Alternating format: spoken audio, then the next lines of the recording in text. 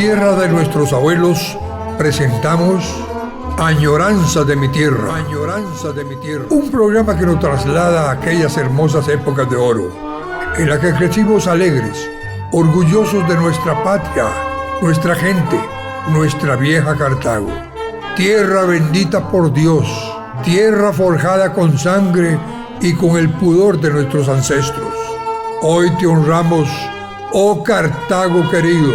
Hoy recordamos aquellos momentos y sucesos que nos pasaron, que nos hicieron reír o tal vez llorar, pero con el pasar del tiempo forjaron en nuestras almas sentimientos que nos llena de orgullo, heredando así un Cartago mejor para nosotros y para nuestras futuras generaciones. Presentamos un programa histórico que rescata tu gloria, Cartago querido, Cartago amado, logrando así posicionarte dentro de la historia en el lugar que mereces. Hoy recordamos a la muy noble y leal ciudad de Cartago. Añoranza de mi tierra, añoranza de mi tierra.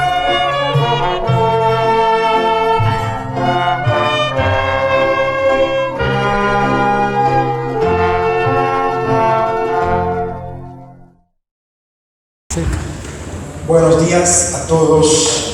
Tengo el gusto de presentar primero al señor Tomás Federico Arias, que es un especialista exactamente en lo que nos corresponde. Estamos conmemorando hoy en la ciudad de Cartago, ciudad histórica de Costa Rica, estamos conmemorando los 222 años de nuestra independencia, 29 de octubre, que es una fecha distinta y diversa a la que se ha venido celebrando históricamente en Costa Rica con respecto a la independencia. Importante porque es una fecha que estamos reivindicando, no la estamos reivindicando hoy ni ayer, la estamos reivindicando hoy hace 60 años, así es que tenemos un saludo muy especial al doctor Franco Fernández Esquivel, que es el promotor e iniciador de la reivindicación del 29 de octubre. Del mismo modo, saludamos al señor obispo de San José, don Oscar Quiroz. Saludamos a todas las personas que han tenido que ver con nuestras organizaciones de reivindicación cultural de Cartago, de reivindicación del 29 de octubre. Soy el presidente de la Asociación 29 de octubre y justamente esta asociación surge para reivindicar esta fecha. A continuación voy a leer un breve currículo del señor Tomás Federico Arias, que es brevísimo y él fue el que hizo la síntesis, pero digamos que el currículum es bastante más amplio de lo que yo les voy a presentar esta mañana.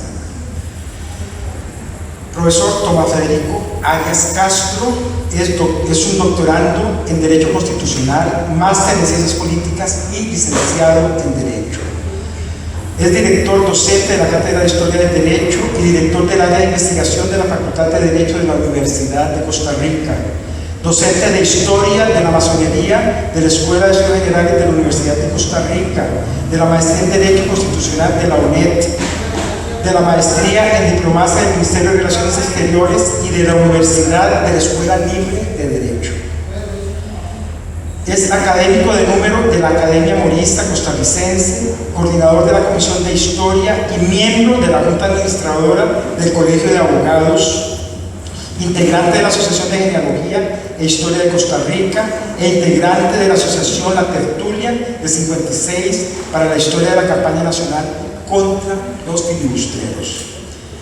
Integrante además de la Sociedad de Amigos de la Academia Mexicana de Historia y especialista en historia bilateral entre Costa Rica y México, con énfasis en las épocas del siglo XIX y la Revolución Mexicana. Le damos la bienvenida al profesor Tomás Federico Arias Castro. Es un honor tenerlo en esta disertación en un día tan importante para el calendario cívico, para la nacionalidad costarricense y especialmente para la cartagineidad. Muchas gracias.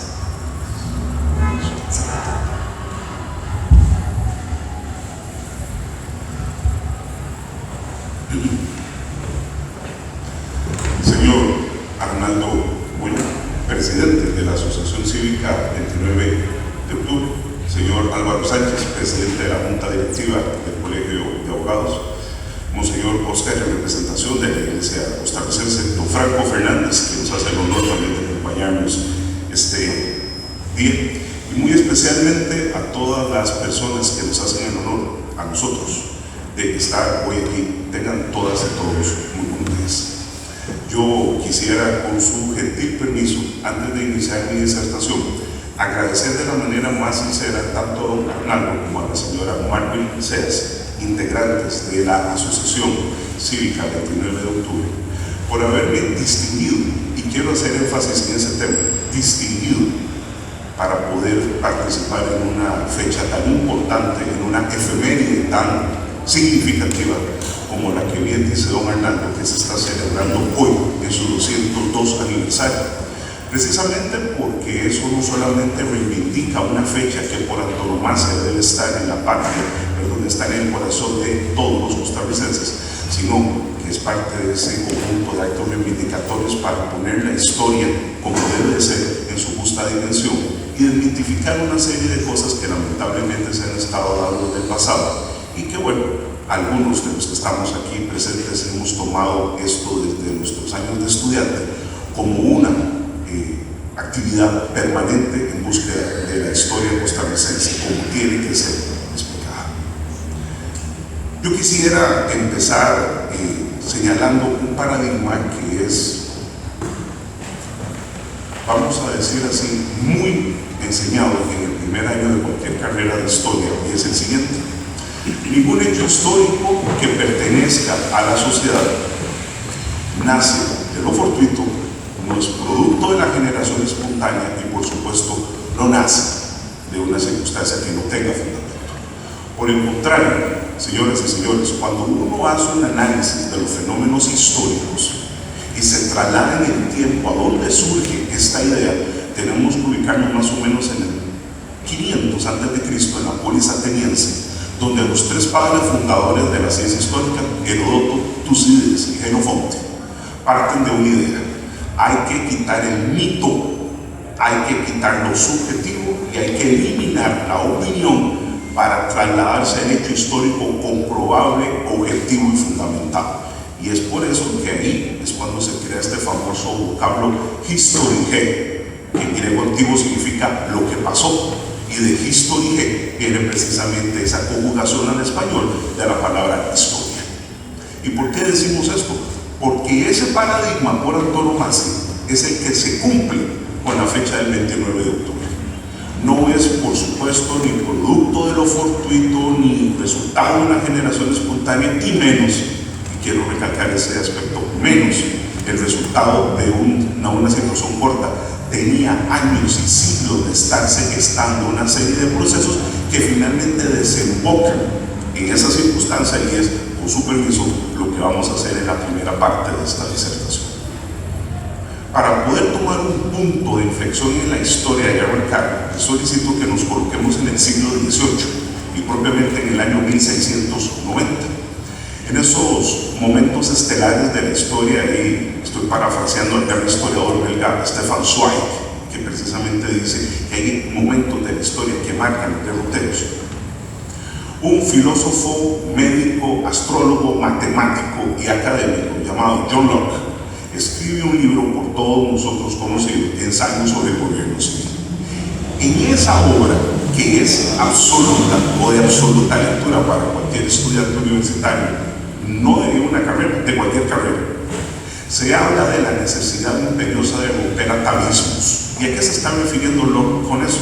De romper esas viejas cadenas que en materia política y en materia religiosa habían sojuzgado desde otrora tiempos a los individuos, y que ahora venían con unas nuevas ideas y unos nuevos pensamientos a decir: sea libre, piense por usted mismo, critique, analice, investigue, pero según su criterio, su análisis y sus propias convicciones. No permita manipulaciones de ningún tipo, y lo más importante, tenga esa libertad de luego poderlo expresar con otras personas y en esa concatenación de comentarios hacer nuevas ideas.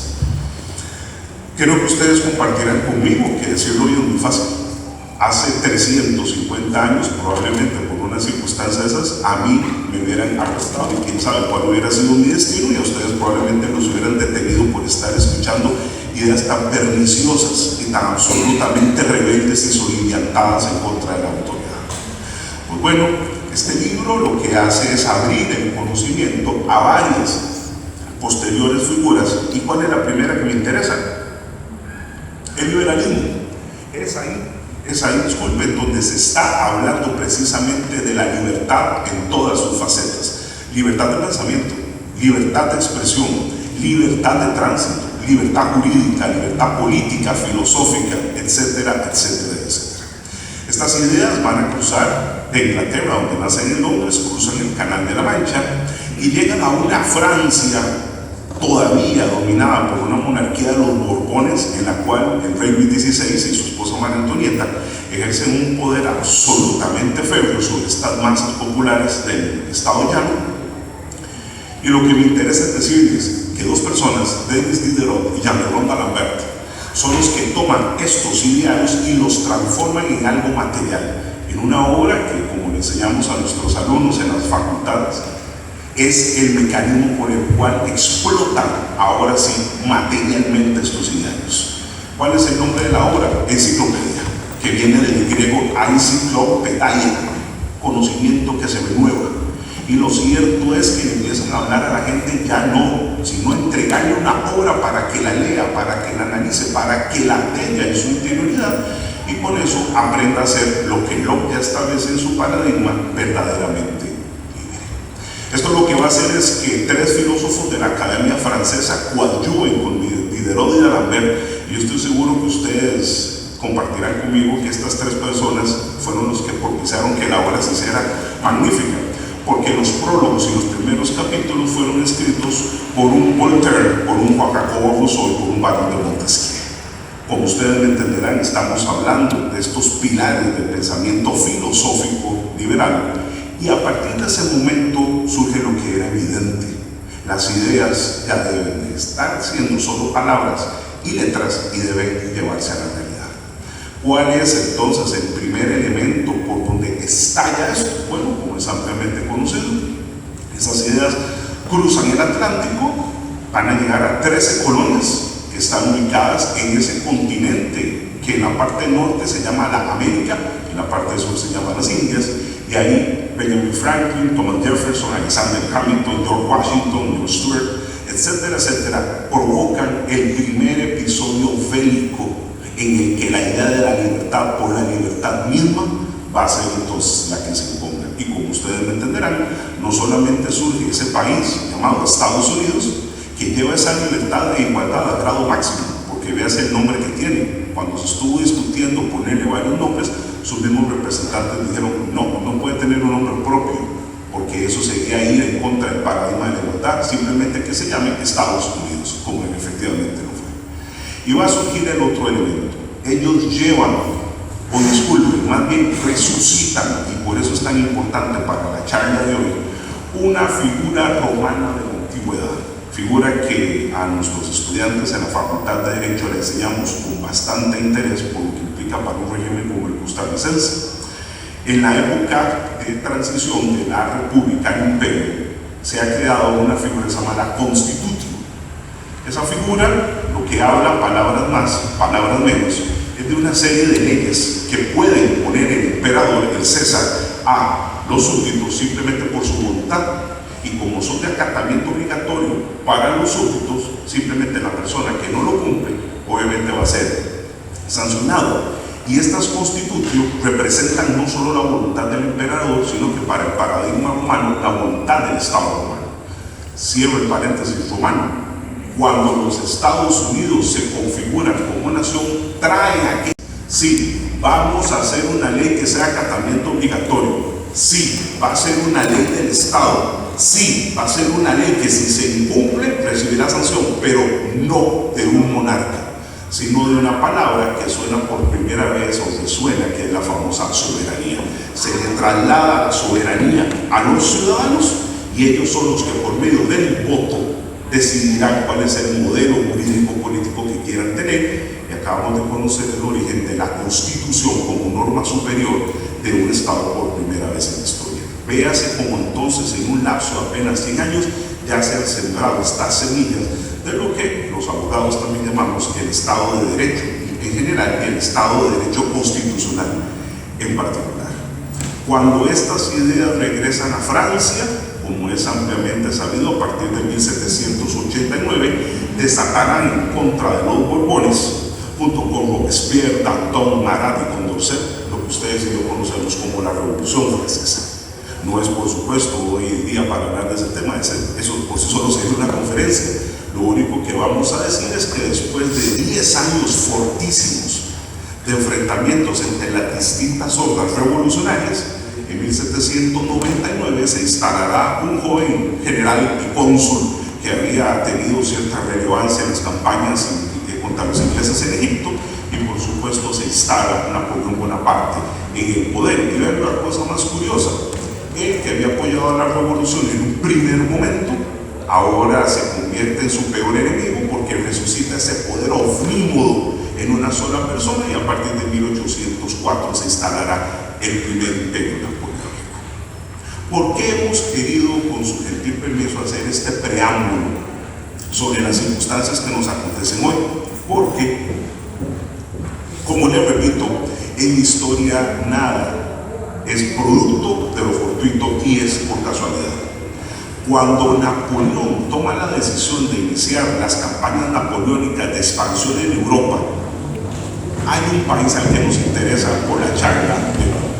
En 1808 invade España, con el pretexto supuestamente de acceder a Portugal, que es uno de sus principales enemigos junto con Inglaterra, en una especie, para que ustedes me entiendan, de triquiñuela bastante planificada, llamada el Tratado de Fontainebleau. Lo que hace es, supuestamente, pedir permiso para cruzar por el norte de España a Portugal.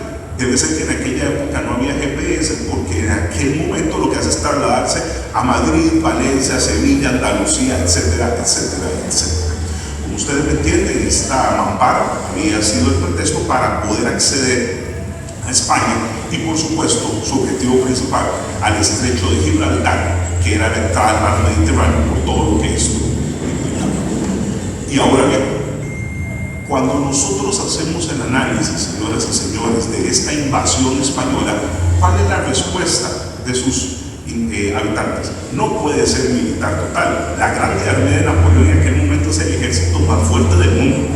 Ni España ni nadie había podido vencerlo, sino que lo diga Prusia, que lo diga Austria, que lo diga Rusia, o que lo diga obviamente Italia. Ningún ejército había podido invadirlos.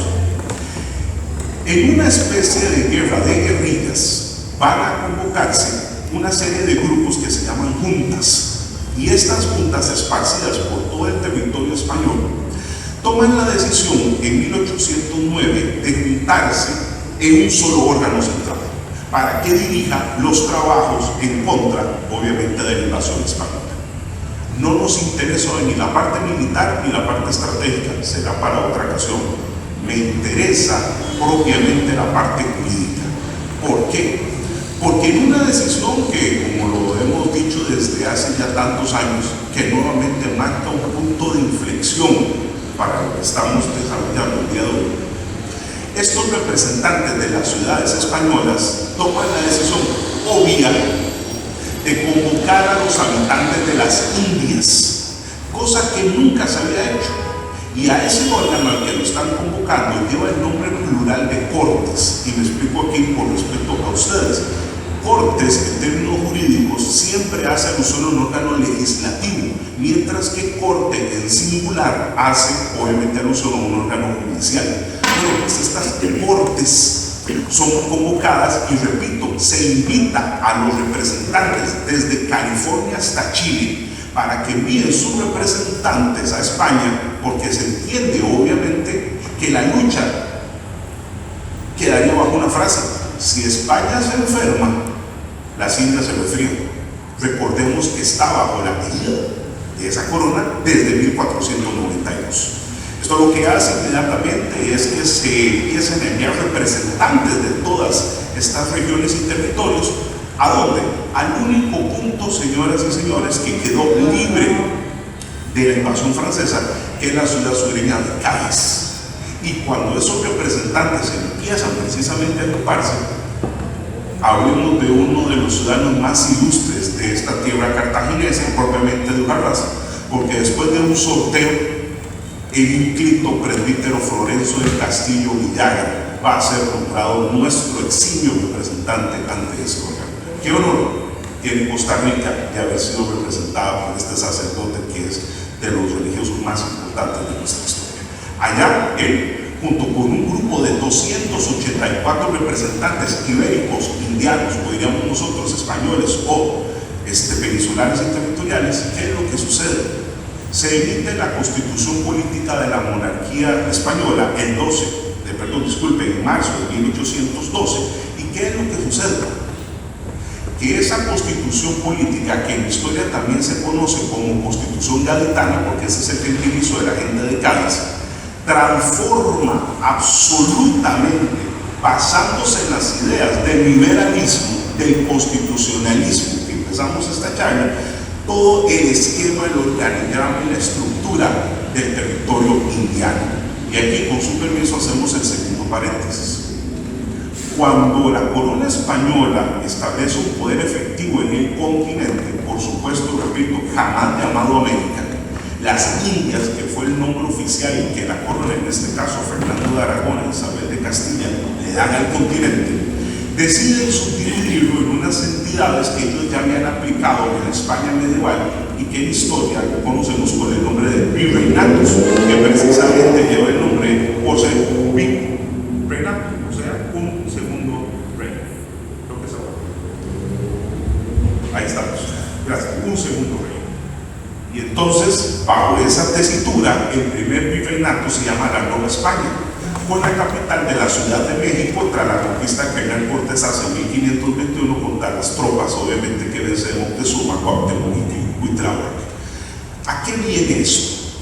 Las fronteras máximas del virreinato de la Nueva España iban desde lo que usted entiende hoy, que es California, hasta las tierras de David y Bocas del Toro en Panamá. Fíjense que estamos hablando de la mitad del continente. Y dentro de eso, en historia se enseña, y propiamente en historia jurídica, que dentro de los virreinatos se creaban entidades internas llamadas reinos.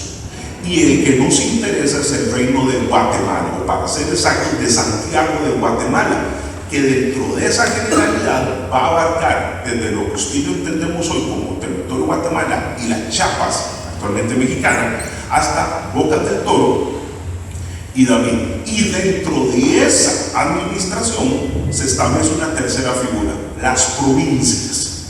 Y obviamente me da mucho gusto decirlo, porque por decreto del rey Carlos V en 1540 se crea la provincia de la Nueva Cartago, Costa Rica, y ese, precisamente nuestro valioso territorio, va a ser la frontera más austral, la más sureña de toda esta estructura que, les repito, viene desde California. Cerramos el paréntesis. Volvamos con su permiso a 1812. Si les comento que se están cambiando los andamiajes estructurales de todo esto, se eliminan los virreinatos, se eliminan los reinos y se eliminan las provincias como se entendían a ese momento. ¿Qué se instaura en su lugar? Solo provincias. Y me explico. Si México había sido la capital principal de todo el territorio, ahora solo será Partido de México, con sus propias autonomías y sus propios territorios. Segundo, partido o provincia, disculpen, provincia de Guatemala. Y es lo que más me interesa. Y el territorio de Costa Rica queda separado de la autonomía y de la hegemonía administrativa, jurídica, política, territorial y de soberanía de Guatemala. Al crearse, ahora sí, una nueva provincia llamada Provincia de Nicaragua y Costa Rica. Les pido por favor que tengamos ese detalle muy en cuenta, porque ese es uno de los factores pilares de la disertación. ¿El modelo se va a mantener por mucho tiempo? No, lamentablemente aquí esta idea tan buena de la Constitución de Cádiz va a verse absolutamente defenestrada 2 años después. En 1814, véase qué ironía, los españoles logran sacar a los franceses de su territorio, no por ellos, sino porque Napoleón se tuvo que enfrentar en las famosas guerras del invierno contra las tropas zaristas del zar Alejandro II, y por eso tuvo que sacarlas precisamente para que viajaran a Moscú. Pero lo cierto es que España recobra su libertad, y permítanme decirlo como lo enseño desde hace tantos años, de la manera más ingrata, de la manera más malagradecida que ustedes se puedan imaginar. Cuando el rey Fernando VII, que había sido capturado por Napoleón y enviado como un prisionero a Bayona, y simplemente cuando él vuelve y los españoles eufóricos de alegría que lograron que su rey volviera, ¿con qué moneda les paga? Y yo me atrevería a decir, ¿con qué traición les paga? Acto primero, derogatoria de la Constitución de Cádiz. Se podrán ustedes imaginar la bofetada que tuvieron estos individuos después de años de lucha para que este rey volviera, para que volviera a ser libre España, y este rey simplemente viene, traiciona todo lo traicionable y hace que el pueblo español reaccione de la manera que era obvia. Decía Arthur Schopenhauer, este gran filósofo alemán, no hay nada más fuerte que una idea cuando le llega el momento. A la libertad ya que había llegado el momento, señores. Esta gente que había peleado por este rey, ahora va a pelear contra este rey. Esta gente que había luchado por la soberanía de su patria, lo va a venir a hacer otra vez, pero ahora contra la figura de un monarca al que consideran no solamente un traidor a los ideales de la ilustración y liberalismo y el constitucionalismo que habían originado todo, sino, digámoslo claramente, estaban hartos de ser simplemente unos lacayos que debían obedecer órdenes o pena de que su vida estuviera en peligro. Tienen ustedes el comienzo de todos los focos de las grandes guerras de independencia que van a surgir, o disculpen, que van a continuar, porque ya un tal Miguel Hidalgo en Costilla, un tal José María Morelos en Pavón, Simón Bolívar, Antonio José de Sucre, Antonio Higgins, etcétera, etcétera, ya habían iniciado, Francisco de Miranda, ya habían iniciado estos procesos. Ahora lo que van a hacer es redireccionarlo contra la monarquía. ¿Cuánto duraron?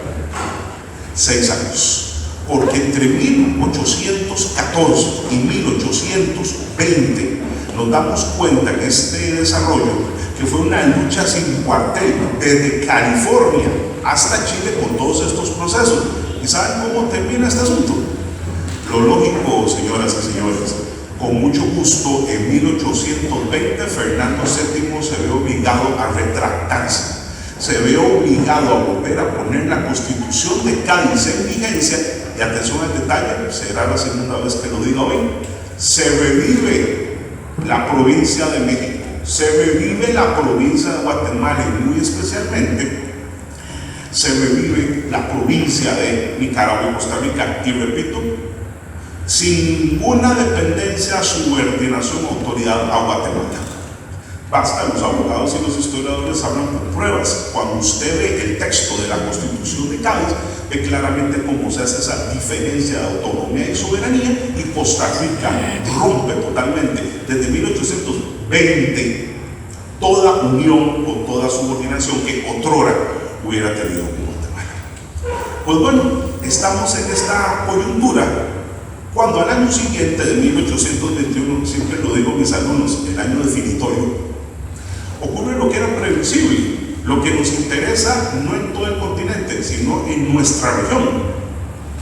Después de que Vicente Guerrero Saldaña y Félix Fernández, conocido como Guadalupe Victoria, y sobre todo un militar llamado Agustín de Iturbide Iramburu, logran que se materialicen todos los ideales que ustedes han escuchado en México. Va a ser entre el 27 y el 28 de septiembre de 1821 cuando se logre la independencia de esa nación. Pero atención al detalle, ellos no toman la decisión de convertirse en un estado, en una república o en una figura similar. Es ampliamente conocido que asume la condición de primer imperio mexicano, con una junta gubernativa que va a estar ahí unos meses hasta que luego Agustín de Iturbide logre concatenar una serie de esfuerzos para que se le nombre como emperador. Pero ¿por qué nos interesa eso? Ayer como hoy, las noticias fluyen. Empiezan a llegar a las regiones sureñas las novedades de que México se ha independizado. ¿Y cuál es el primer territorio al que llega la noticia? Chiapas. Repito, que en aquel momento de mexicano no tiene ordenado, territorio guatemalteco, que conociendo lo que ha pasado, toma una decisión que marca un nuevo punto de inflexión. Quieren imitar lo que México ha hecho e inmediatamente se comunican con la autoridad guatemalteca. Hemos tomado la decisión en cabildo abierto, que era la decisión de los representantes, de declarar nuestra independencia. Y hablemos con fechas: 8 de septiembre de 1821. Señoras y señores, están conociendo el nombre del primer territorio independiente de lo que luego se llamará Centroamérica. Y al romper ese nexo, al romper ese vínculo con Guatemala, me comprenderán ustedes cómo causó eso una gran sensación precisamente en Ciudad de Guatemala. Cuando Chiapas comunica eso, de una manera muy sutil, invita a Guatemala a que tome su propia decisión o parte jurídica de este tema. Si nosotros ya tenemos el hecho de que ya dejó de existir el reino o capitanía general de Guatemala, que ya es parte del pasado desde 1820, y si ahora tenemos a la provincia de Guatemala, ¿quién la está dirigiendo con qué título? El personaje se llama Gabino Gainza Fernández, pero en la época de la colonia tendría el título de capitán general, ahora ya no. Y me interesa mucho eso en este tema jurídico, porque la persona, disculpen, el título jurídico que ahora se tiene es jefe político superior. En otras palabras, esta es una de las nuevas implementaciones constitucionales de Cádiz. Ahora bien, cuando el jefe político superior, Gabino Gainza, recibe las noticias de Chiapas y de México, ¿qué es lo que hace? Lógico, convoca a los representantes principales de los pueblos y cabildos guatemaltecos para que se reúnan, conozcan lo que está pasando y tomen una decisión. No vamos a entrar aquí con el proceso guatemalteco de independencia, eso es lo que les corresponde a ellos. Pero lo que nos interesa, entre la noche del 14 de septiembre, que fue precisamente un viernes, y el sábado 15 de septiembre de 1821, los representantes de esta entidad firman, redactan y adoptan su independencia. Repito, señoras y señores, su independencia. Y como los abogados historiadores hablan con pruebas, los invito en cualquier momento a que puedan acceder por cualquier medio al Acta de Independencia de Guatemala, y por favor revisen el artículo número 1 y sobre todo el artículo número 18. En el artículo número 1 encontrarán palabras más, palabras menos, donde dice claramente que en esta fecha se independiza el territorio de Guatemala. No hace nombramiento de ninguna otra región, de ningún otro territorio, de ninguna otra circunscripción. Y lo que más me interesa en términos jurídicos, en el artículo 18 se dice claramente: y se remitirán comunicaciones al resto de los territorios del mismo para que tomen sus propias decisiones. Creo que ustedes me están comprendiendo perfectamente entonces cómo de manera clara y concisa Guatemala no entendía que tenía la capacidad de decisión sobre ninguna otra región. Eso se había acabado desde 1820. Y lo cierto es que cómo deviene esto. Apenas unos días después, para ser exactos, y volvemos a hablar con pruebas, los invito a que por favor vean el Acta de Independencia de El Salvador. Está colocada en línea en su portal del Archivo Nacional. Cuando ese país, que en aquel momento se llama San Salvador, hoy la capital, pero en aquel momento se llamaba toda la región San Salvador, ¿qué fecha tiene? Como se habla en términos jurídicos, 21 de septiembre. Por supuesto, en aquella época no íbamos a mandar la noticia por un fax o por un mensaje de texto o por un Twitter, ¿verdad? Tenía que llegar a caballo. Y finalmente, cuando su cabildo se reúne, se convierte en el tercer territorio después de Chiapas y Guatemala en independizarse. La noticia llegará luego a Honduras. Nueva invitación en la página del Archivo Nacional de Honduras, su acta de independencia. ¿Qué fecha tiene? 28 de octubre. Véase cómo va avanzando los tiempos de acuerdo con cómo iba llegando la noticia. Y cuando esto, disculpen, me equivoqué en el mes, 21 de septiembre, disculpen, y 28 de septiembre. Y cuando esta noticia del 28 de septiembre llega, su cabildo, que no es Honduras, sino de Comayagua, toma la decisión de independizarse. cuarto territorio que toma una decisión autárquica de este tipo para poder separarse de todas estas circunstancias. Y llegamos a nuestro territorio, y digo nuestro porque recuerden que se había unido a la provincia de Nicaragua y Costa Rica. La ciudad importante, León. Se reúne su cabildo, conocen lo que ha pasado en México, Chiapas, Guatemala, El Salvador y Comayagua, y cuando su cabildo se reúne, toma unas decisiones de esas que, miren, voy a permitirme aquí recordar al gran historiador Rafael Obregón Noriega, que lo dice en ese libro de él, imprescindible para este tema, Costa Rica en la independencia y la federación, cuando digo, y la noticia llega a León y todo se desata, porque a raíz de que muchos de los integrantes del cabildo leonés eran pro-españolistas, no quisieron tomar obviamente una decisión a favor de que de la independencia. Y hablemos con nombres. Monseñor Nicolás García Jerez es la persona que trata de bajar esos ímpetus independentistas, que era el jefe político de León, y en esa, vamos a decir así, unión tan peculiar de criterios antiindependentistas, van a redactar un primer bando de la Diputación de León. Me permito aquí, para la gente que no está familiarizada con términos jurídicos coloniales, bando era la decisión de acatamiento obligatorio que emitió la autoridad de la colonia y que tenía que ser cumplida por los individuos. Cuando ese primer bando se emite, hay una frase que todos ustedes y yo conocemos, ¿verdad? Que lamentablemente se cree que es costarricense, pero costarricense no tiene ni la C. Porque se dice que entonces, mientras se despejan los nublados del día, y cierro la frase, va a tomarse en cuenta dos detalles. Uno, sí, la independencia respecto de Guatemala. Véase que los integrantes de León están afirmando que sobre Guatemala no hay nada. No hay ninguna dependencia y por eso se rompe cualquier vínculo. Es sobre España. Porque se está queriendo ver muy a la usanza de aquel momento, vamos a ver qué pasa. Y por eso ese primer bando es enviado ¿a dónde? ¿Cuál es el último territorio que quedaba al sur de Nicaragua?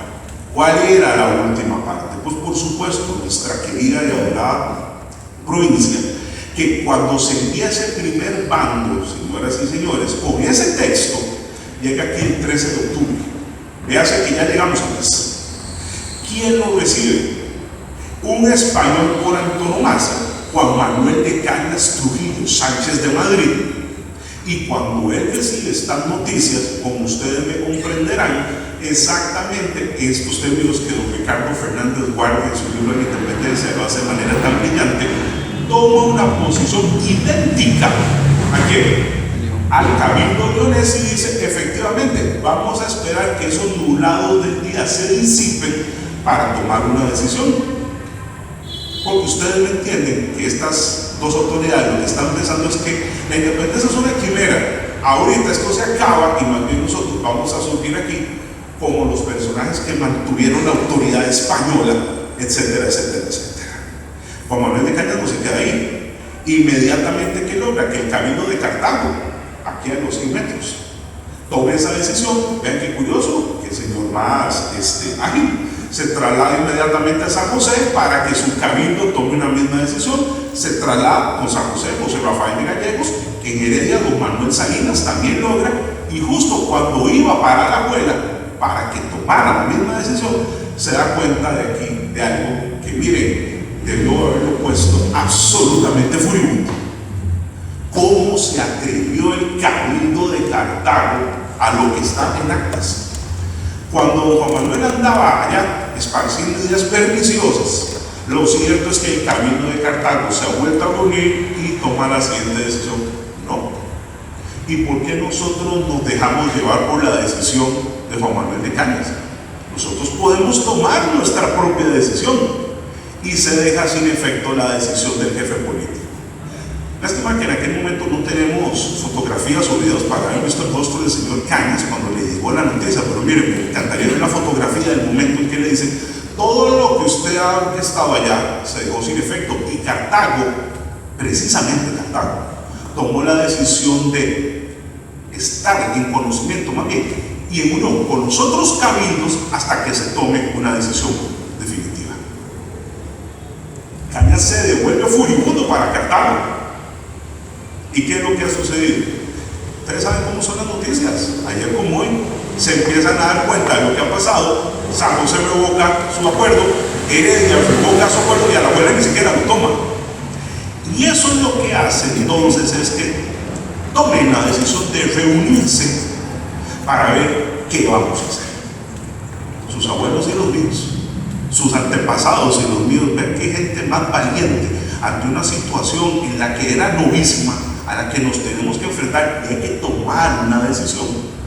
Se decide entonces por parte del Cabildo de San José, para mí, una de las acciones más importantes de la historia jurídica de Costa Rica. Gracias a una recomendación de nuestro ínclito compatriota Pablo de Alvarado, que había ido a vivir a Guatemala desde hacía años, que estudiaba medicina allá, que se convertirá en el primer médico costarricense y que se convertirá en el principal y primer artífice de los hechos independentistas en la región centroamericana, les envía la recomendación de que funden un órgano, una entidad que agrupe a los representantes de Costa Rica. ¿Y saben qué ha pasado? Se hizo caso. Esas decisiones costarricenses que nos han marcado tanto, hablemos con nombres, la Junta de Delegados de los Ayuntamientos. Esa junta se reúne se convoca el 16 de octubre, se reúne el 25 de octubre, y qué curioso, cuando se reúne se empiezan a dar dos bloques que, permítanme, desde mi época de estudiante y ahora como lo traslado yo a mis estudiantes, fueron esos momentos críticos de nuestro territorio histórico. La mitad, y perdónenme que los utilice usted de ejemplo un momento, como que estuviéramos aquí reunidos y que la mitad del estimable público, aunque los dos estemos de acuerdo en la independencia eventual, pero que la mitad dijera, ¿cuál es el medio? ¿Cuál es la legitimidad? ¿Cuál es el respaldo jurídico que tenemos nosotros para tomar eso? Y que la otra mitad, no nos interesa eso. Nosotros podemos tomar la decisión porque si vamos a romper el vínculo, no se pongan tantos aspectos procesales. Y atención al detalle, de esa discusión dialéctica entre estos dos grupos surge nuevamente Cartago, tal y como están las actas del archivo, y como luego se publicó por Francisco Iglesias Llorente en un libro que se llama Las Actas de Independencia. Cartago es el que empieza a hablar de la necesidad de darle legitimidad a esto, y les hablo en términos jurídicos. ¿Cuál sería? No podemos tomar una decisión de ese calibre si no le damos respaldo jurídico. Hagamos una cosa, devuélvanse cada uno de ustedes a sus pueblos, devuélvanse cada uno a sus municipios, convoquen a los habitantes. ¿Para qué? Para que los invistan de legitimidad, para que todo el pueblo costarricense sepa lo que está pasando. Costa Rica no le pertenece a un grupito de personas. Costa Rica no es una finquita de alguien. Costa Rica es de todas y de todos. En esos procesos que ustedes van a hacer, traigan las actas donde venga legitimado cuál ha sido la decisión de cada uno de los pueblos, y nos vemos aquí en 3 días. Esto se hace el 26 de octubre y vean que estoy diciendo que nos veremos en 3 días. Y resulta ser que con su permiso, tercer paréntesis, devolvámonos a Nicaragua. Dejemos aquí el 26. ¿Qué ha pasado en Nicaragua? Recuerdan que Miguel González Sarabia y Nicolás García Jerez han logrado tergiversar, manipular el primer bando de León, etcétera, etcétera. Decían nuestros abuelos, les salió el tiro por la culata. Las noticias de la gente, arrieros, comerciantes, personas que han empezado a llegar de El Salvador, Honduras, México, Guatemala, cuando hablaban con los nicaragüenses.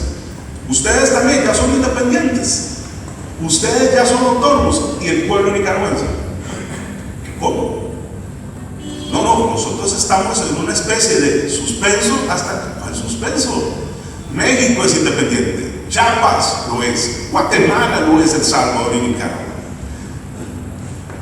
Ya se podrán imaginar ustedes la reacción de la mayoría del pueblo nicaragüense, y no es a darse cuenta que no solamente se les había ocultado una parte de la verdad, sino que se le va a exigir inmediatamente a Sarabia que tome una decisión al respecto, vuelva a hacer convocar el cambio. Cuando don Rafael Obregón nos permite conocer de viva escritura la decisión, aquí ya no hay ni malas interpretaciones y aquí no hay malos entendidos. Se firma el segundo bando de la Diputación de León, en el cual se declara de manera absoluta, ya no hay enredo, de manera absoluta la independencia respecto de España. Se reafirma que no se tiene ninguna autoridad que reconocer su ninguna relación respecto a Guatemala. Obvio, eso había desaparecido, repito, hace un año. Y se le envía inmediatamente a los Costa Ricas, que era como nos decían en aquel momento. Les quiero preguntar por un momento, en esos momentos estelares de la historia, cuando este segundo bando que va a tener que llegar a caballo llegue allá, ¿cuál creen ustedes que va a ser la reacción de los costarricenses? Pues obviamente esa reacción, si ya el primer bando era el conocido, han pasado los 3 días. Atención al detalle. Pero yo quisiera decir, han pasado 2 días y medio, para ser más exactos. Porque el 28 de octubre, el Correo Mayor, el alférez, ha llegado a San José, a la antigua Villanueva de la Boca del Monte, para que todos ustedes se ubiquen en la esquina donde está el Parque Central, la Catedral Metropolitana y el Teatro Médico Salazar. Ahí estaba el cabildo. Y ha llegado, imagínense ustedes que yo, con permiso, que yo llegara con una circunstancia que trae una noticia importante del cabildo, disculpen, de la Diputación de León, y voy para Cartago. La gente está entendiendo que lo que aquí hay es importantísimo y se entra en conocimiento de que algo de absoluta importancia va a llegar allá. La noticia llega aquí unas horas antes y uno de esos personajes claves en la historia, don José Santos Lombardo de Alvarado, se entera de ese asunto. Santos y Alvarado, que tiene sus pros y sus contras, para otro día ya podríamos entrar con este personaje. En este momento solo tenemos pros, y lo que hace palabras más, palabras menos, es en la madrugada que va del 28 al día siguiente, de reunir un grupo de personas, y aquí, señoras y señores, a los 100 metros, junto al cabildo cartaginés, estaba el cuartel de Cartago. ¿Saben qué ha pasado? Ahí tenían la pólvora, tenían las armas, tenían los pertrechos que Juan Manuel de Caña y los españoles utilizaban siempre para estar amedrentando a las personas. ¡Qué brillante! En lo sigiloso de la madrugada abren un boquete por detrás de la pared, entran y empiezan a sacar los barriles de pólvora, empiezan a sacar las armas, empiezan a sacar los pertrechos, etcétera, etcétera, etcétera. Y de manera muy importante, me imagino, han colocado, para el boquete no se vea, unas tablas. Y amanece el 29 de octubre de 1821. Justo en el instante en que empieza el alba, el correo de San José llega más o menos, se calcula, a las 9 de la mañana. ¿Y qué creen que ha pasado? Empiezan a llegar gentes. ¿Cómo que gentes? Empiezan a llegar los representantes de los cabildos de todos los pueblos de Costa Rica. Recuerda, nos vemos en 3 días.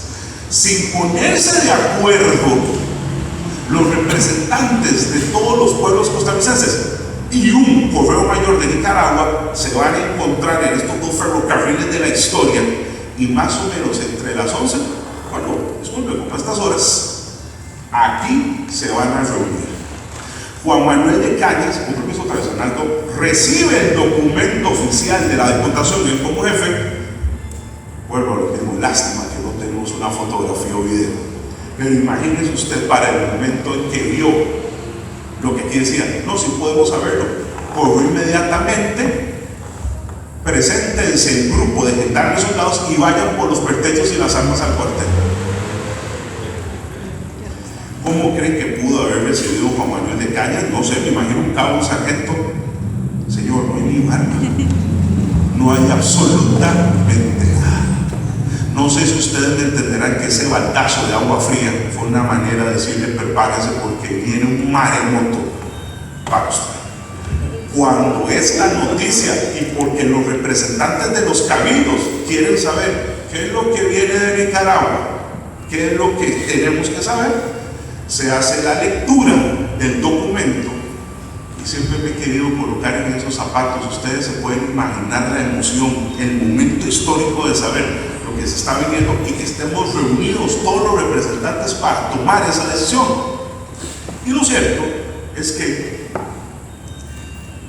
cuando se somete a consideración de las 28, repito, 28 personas presentes entre la municipalidad o el cabildo cartaginés y los representantes de la Junta de los Ayuntamientos, ¿qué ha sucedido?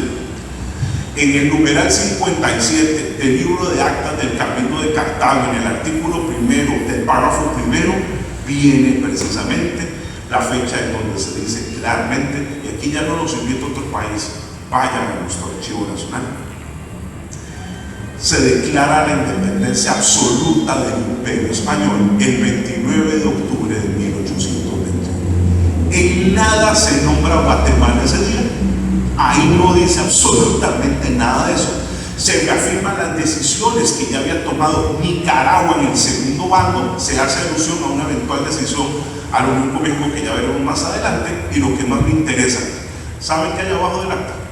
Las 28 firmas de esa decisión unánime de todos los representantes, de sus abuelos y los míos, tomando la decisión que lamentablemente siempre se dio desde el punto de vista histórico. Quiero comentarles algo personal. Cuando yo empecé con esto hace más o menos unos 15 años, fue cuando yo dije, no, histórico jurídico, se está rompiendo un nexo jurídico constitucional con España que teníamos desde 1502, y con eso Costa Rica asume su soberanía, asume su jurisdicción y asume su pleno territorio. En el momento en que esto se da, permítase lo que yo pues he calificado en algunos escritos y artículos y algunas cosas como la más feliz coincidencia de la historia de Costa Rica.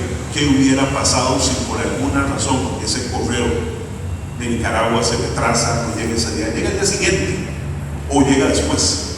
No, la coincidencia más increíble de la historia de su patria llega en ese momento, y con eso, a partir de esa circunstancia, Costa Rica se convierte en una nación independiente.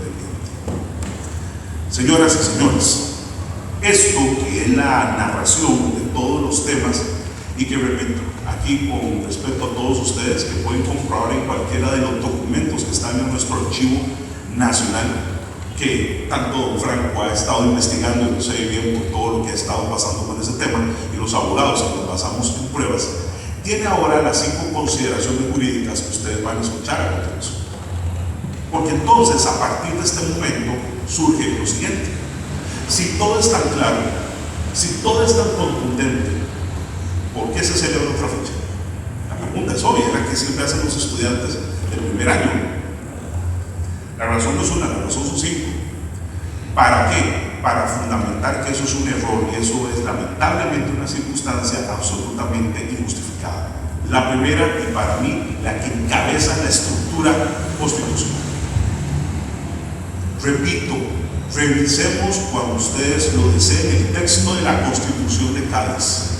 Y en 1820 Guatemala dejó de tener toda injerencia y autoridad con Costa Rica. Se rompió la unión que desde 1543 había con esa capitanía y reino.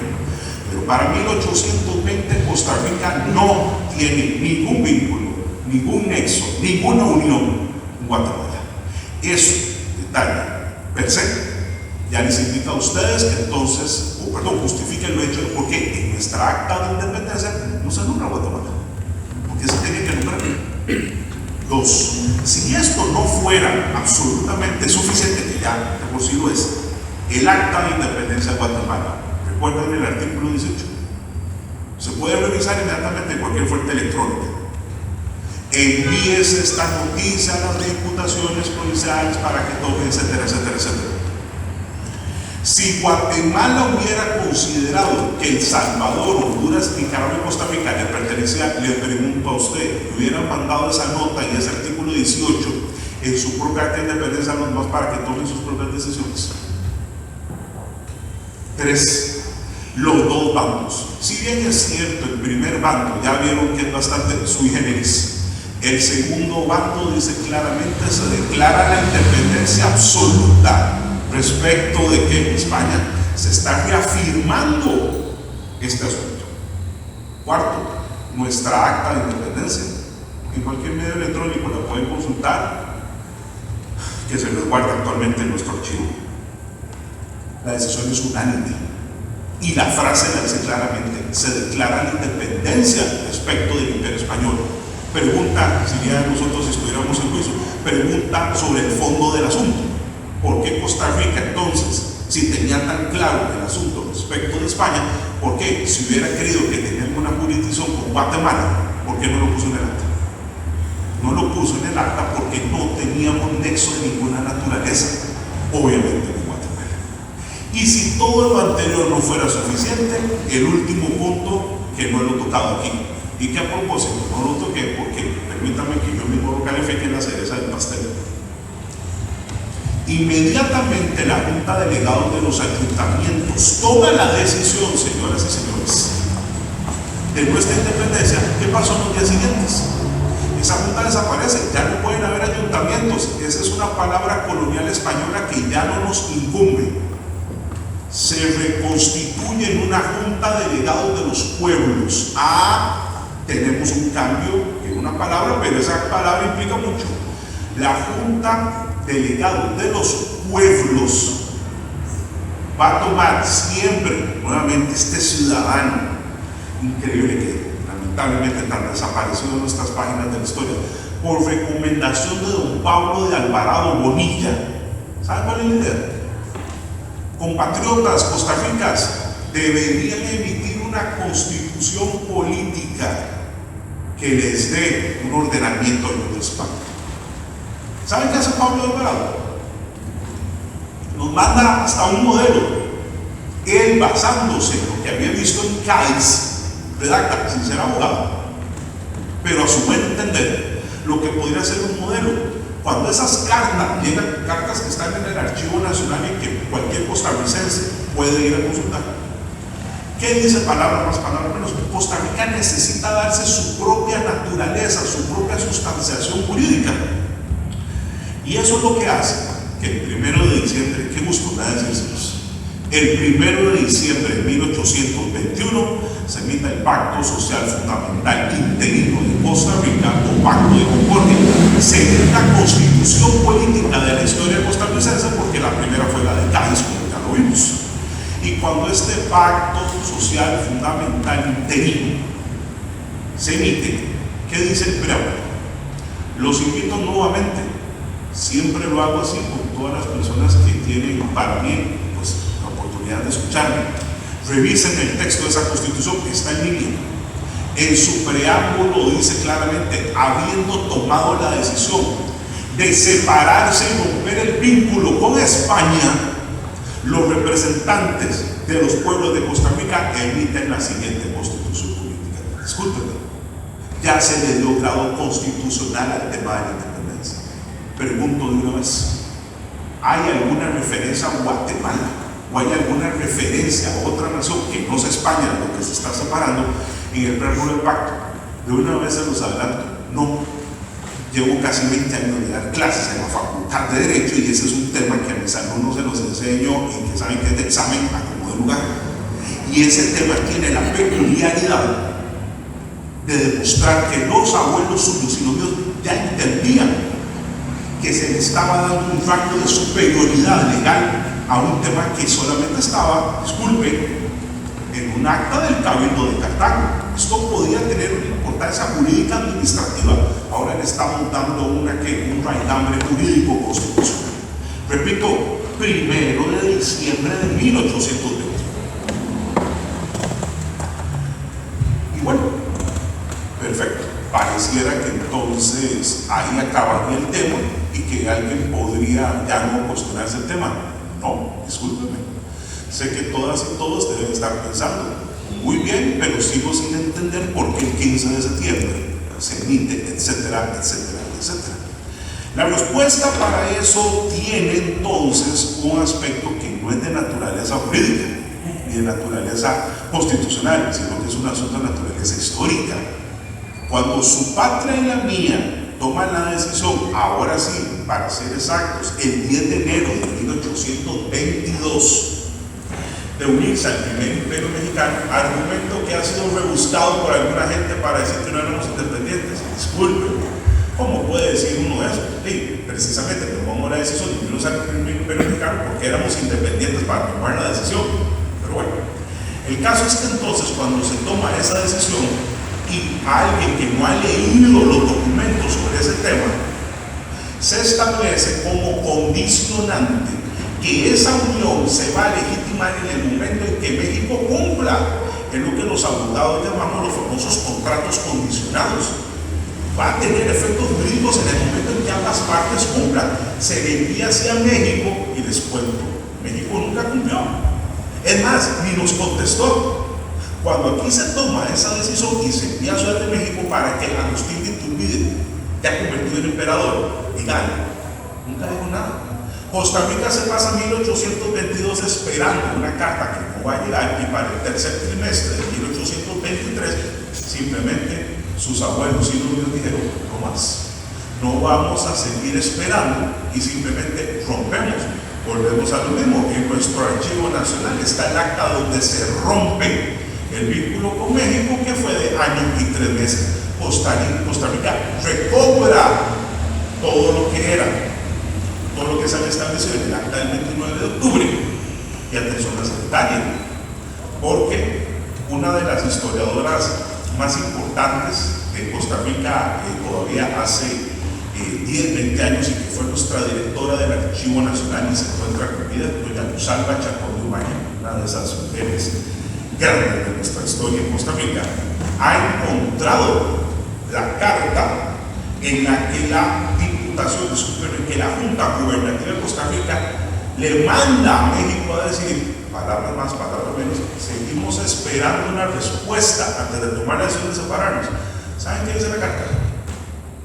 Porque nosotros desde el 29 de octubre de 1821 somos independientes, así que en virtud de eso estamos esperando, etcétera, etcétera, etcétera. Carta que cualquiera de ustedes puede ir a solicitar como documento público que es. Véase cómo se reafirma que desde esa misma época se reconocía el 29 de octubre como fecha de nuestra independencia. Cuando se rompe el vínculo con México, repito, Costa Rica volverá a tomar su derrotero, y aquí viene la parte que a mí me parece incomprensible, la parte que siempre he considerado que fue la inadecuada, pero bueno, pasó. Y en historia las cosas hay que hablarles, tanto lo bueno como lo notable. Se trató de resucitar al antiguo reino de Guatemala, o capitanía, en una entidad muy sui generis llamado Provincias Unidas de Centroamérica. Para que ustedes lo entiendan, es no solo la primera vez que se utiliza la palabra Centroamérica, sino que, repito, quiso revivirse los viejos tiempos, los viejos triunfos de la capitanía, pero ahora sí con una especificación. Guatemala y El Salvador se unen. Perfecto, haga lo que usted tenga que hacer. Se le envía invitación a Honduras, lo hacen. Se le envía invitación a Nicaragua, lo hacen. Y como ustedes me están entendiendo, solo faltaría algo que lo haga también. Nuestra nación en un primer momento se mandó recelosa. Si nosotros nos independizamos de y no somos parte de, ¿qué vamos a ir a hacer como parte de? Lamentablemente no se tuvo la sagacidad política y yo diría esa malicia de darse cuenta que lo único que se quería era revivir situaciones coloniales e inconvenientes. Costa Rica en marzo de 1824 toma la decisión de unirse a esta entidad que tras una serie de circunstancias de emisión de su propia constitución en noviembre del 24 va a llamarse República Federal de Centroamérica. ¿Por qué he dicho eso? Porque Guatemala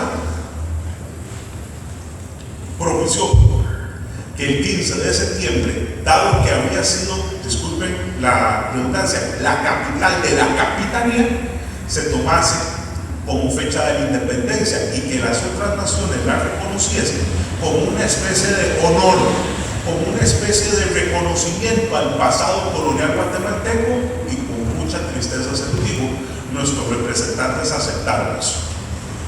Por supuesto que si hubiera sido en estas épocas, eso hubiera sido totalmente distinto, pero en aquel momento, simplemente sin que hubiera discusión, intercambio de pareceres, criticidad sobre un asunto de estos, perdónenme, incluso de haber llevado el libro Actas, ¿cómo vamos a reconocer una fecha de otro país cuando la de nosotros está clarísimamente determinada? Se hizo, y eso explica, señoras y señores, por qué voy a, con su permiso, parafrasear a Winston Churchill cuando sufrió la famosa batalla en Inglaterra contra la Alemania nazi. Sufrimos sangre, sudor y lágrimas de una serie de cuestiones que simplemente nos trajo una serie de terribles consecuencias de pertenecer a esta entidad, incluso la vida de costarricenses que perdieron.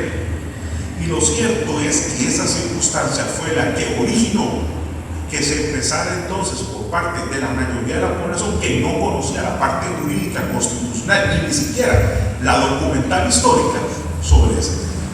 Con el paso del tiempo, ¿qué fue lo que sucedió? Lo obvio, otro distinguidísimo ciudadano cartaginés, de esos que, aunque sea de Cartago, nos sentimos orgullosos todos los costarricenses, el licenciado Braulio Carreño Bonilla, el arquitecto del Estado Nacional, rompe el vínculo con la República Federal de Centroamérica, nos desliga de ese atavismo que no nos había traído nada bueno, y cáiganse de espaldas.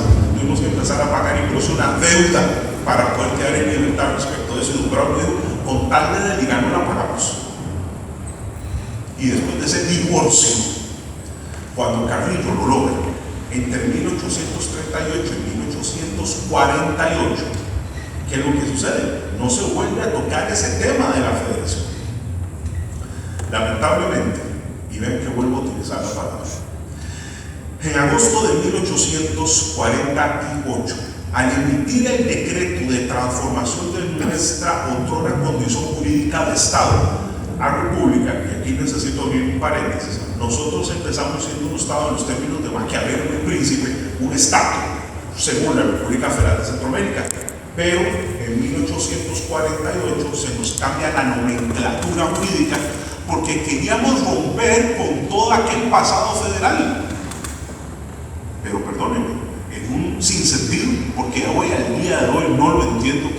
Quisiera uno tener una máquina del tiempo para preguntarle al doctor José María Castro Madrid cuál fue la decisión para si estaban afirmando la ruptura con el sistema federal. Decir en este decreto que todos ustedes conocen, de 1848, en donde se establece que el 15 de septiembre será la fecha de la independencia. Lamentablemente esa decisión, ven que curioso, que es de los pocos decretos del siglo XIX que está vigente, porque no se ha derogado, hizo que entonces empezara a crearse en la población costarricense el tema sobre este asunto, y lamentablemente, ¿qué pasó? Se fue diluyendo, así, se fue diluyendo en el marasmo de la historia todo lo que tenía que ver con nuestra acta. No sé si es por ignorancia o por falta de interés o la unión de los dos, pero lo cierto es que este documento quedó simplemente sumido en un anaquel hasta que se empezó a rescatar por don León Fernández Bonilla en 1881 al crear el Archivo Nacional. ¿Saben cuáles fueron los primeros libros que se llevaron al primer archivo? Los que estaban aquí a 100 metros estaban literalmente deshaciéndose en la humedad, simplemente camino a terminar de podrirse, y por dicha se salvaron. Si no, disculpen, no podríamos estar hablando, no tendríamos prueba material. Se logran llevar al archivo, se empiezan a rescatar estas circunstancias, que era lo que había pasado, y finalmente vean qué cosa más curiosa. En el siglo XX, cuando don Ricardo Fernández Guardia empieza a hablar de estos temas, estoy seguro que ustedes saben, pues, un gran historiador, y don León Fernández, en la primera mitad del siglo XX, al escribir sus dos obras sobre el tema, él es el que empieza a hacer luces de que debería revisarse lo que pasó, de que debería analizarse más en profundo, y haciendo la pregunta obvia: ¿estamos sabiendo la verdad? ¿En qué se está basando, etcétera, etcétera? Porque lo otro es un decreto que no tiene fundamento. Y aquí viene otro gigante, Hernán Peralta Quirós, quien escribe su archifamosísimo libro, indispensable para cualquier alumno en el primer año de estos temas, Agustín de Iturbide y Costa Rica. Señoras y señores, don Hernán, que también era abogado, saca ahora a colación el hecho de que no se han analizado los documentos del archivo de Cartago como se debería y que deben haber, por toda probabilidad, detalles que deberían conocer los compatriotas. Y con esos dos gigantes vendrán en la siguiente generación Rafael Obregón Loría y Carlos Meléndez Chavero, de alguna manera, pero sobre todo Rafael, a decir es cierto. Y don Rafael es el que al escribir por primera vez esto en los años 60 empieza a dar luz de que debe analizarse más a fondo. Y por supuesto llegamos a la década de los años 60. ¿Saben por qué digo esto del siglo XX? Se está empezando a ver allá, dentro de 10 años, se van a celebrar los 150 años de la independencia. Ojo, en 1971. Y un grupo de historiadores, entre los que estuvo ahora sí participando, don Franco Fernández precisamente, empiezan a escudriñar cómo deben ser las cosas, a investigarse el tema. Se concatena con lo que he hablado aquí del valiosísimo encuentro que hace doña Rosalba Chacón de la carta del documento que tenemos enviado a la Ciudad de México con la fecha, y llega el año de 1971. Se cumplen 150 años de la independencia. ¿Y saben qué ha sucedido? La Comisión Nacional de Conmemoraciones Históricas, lo digo con claridad porque tuve el documento en mis manos para la investigación que luego se hizo, declara la fecha del 29 de octubre como fecha de la independencia. Permítanme decirles algo. Es que la Comisión Nacional de Conmemoraciones Históricas es el órgano oficial del Estado que hace precisamente las celebraciones. Y en 1971 este órgano declara el 29 de octubre como fecha de la independencia. Perfecto. Es la última vez que lo voy a decir. Parecería que todo está demasiado claro, pero no. Faltaba todavía el punto culmen de todo lo que ustedes van a escuchar el día de hoy. Por fin, en 1975, el presidente de la República, Daniel Oduber Quirós, firma el decreto 5303, en el cual declara que el 29 de octubre es la fecha oficial de la independencia de Costa Rica. Y como los abogados y los historiadores nos basamos en prueba, por enésima vez los invito, revisen en cualquier página electrónica del Poder Judicial, del Archivo Nacional, de la Universidad de Costa Rica, ¿dónde está ese decreto? Decreto que está vigente, decreto que no ha sido derogado, decreto que explica por qué estamos hoy aquí, porque la Municipalidad de Cartago sí está cumpliendo, y las autoridades cartaginesas, con ese decreto, pero el decreto es a nivel nacional, tiene que aplicarse y tiene que darse por parte de todos los municipios. Lamentablemente el órgano encargado del Ministerio de Educación no ha hecho lo correspondiente. Entonces, con este decreto, repito, ley vigente al día de hoy, llegamos al siglo XX, cuando ya otros grupos, en la cual por supuesto ya nos incluimos los que estamos ahora en estas circunstancias, hemos querido darle todo este matiz y todo este contenido, porque ustedes recordarán que hace 2 años se cumplió el bicentenario de nuestra independencia. Estoy seguro que todos estuvieron aquí, bueno, esta belleza de acto que se hizo precisamente en Cartago para los 200 años de nuestra independencia, solo que no el 15 de septiembre, esa fecha 29 de octubre, como todas las pruebas lo indican. Y finalmente, cuando la Asociación Cívica 29 de octubre en suscrito logramos participar en una serie de circunstancias, concatenamos esfuerzos, y me imagino que es conocimiento de algunos, pero ahora quiero que sea de conocimiento de todos. Tuvimos la oportunidad en la revista del Colegio de Abogados, representado aquí por su señor presidente, de que se publicase todo lo que usted ha escuchado el día de hoy. El suscrito se dio a la tarea de redactarlo para que quedara no solo como prueba, sino que, como hablamos entre abogados, para si alguna persona tuviese algún argumento o alguna circunstancia en contrario, pudiéramos dirimirlo en público en las circunstancias que obviamente se presenten. Y lo más importante es que eso se convirtió en la base para que se presentase el proyecto de ley que hoy se encuentra en la Asamblea Legislativa, señoras y señores, en la que la concatenación de esfuerzos de un enorme grupo de personas ha hecho posible entonces que hoy sea de conocimiento de los y las diputadas del Poder Legislativo, y que precisamente tengamos, no sé, esperaría yo poderlo ver, y si no, pues los hijos de uno en algún momento, que Costa Rica enmiende dos errores. Uno, el error histórico desde el pasado de reconocer una fecha que no es la nuestra y darle a la categoría del 29 de octubre la que corresponde. Y segundo, el que no quiero que se mantenga, que nuestros hijos y nuestros nietos no sigan celebrando una fecha que no es la de nuestra patria, y sobre todo en la que se siga ocultando cuáles fueron los verdaderos hechos y las verdaderas circunstancias de un tema que, atención, engloba lo más valioso que tenemos los costarricenses, que es nuestra historia. Yo les agradezco enormemente la gentileza de su atención y muchas gracias por ello.